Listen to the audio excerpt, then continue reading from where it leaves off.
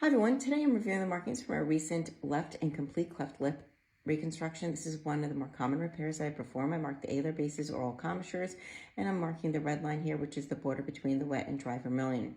I switch back to a thinner marking pen to mark the entire white roll on both the medial and lateral lip elements.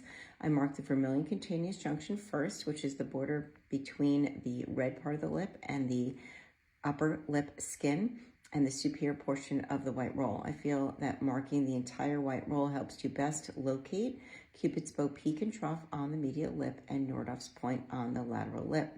Here I am marking Cupid's bow peak and trough, measuring it with calipers and transposing to pick the medial Cupid's bow peak. Here's the rotation flap gently being drawn and the C flap being drawn intranasally. I extend down from the medial Cupid's bow peak for the mucosa flap, which will essentially be discarded in these incomplete cleft lips.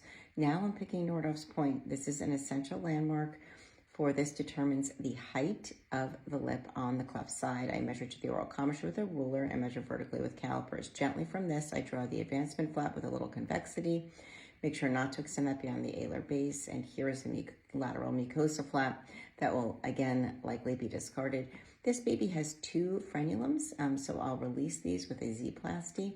And you also don't want to forget the intranasal triangular wedge excision, which is marked here to narrow the alar base on that cleft side. You want to be conservative in these incomplete cleft cases because the nares isn't too widened and you don't want to make that nostril too small.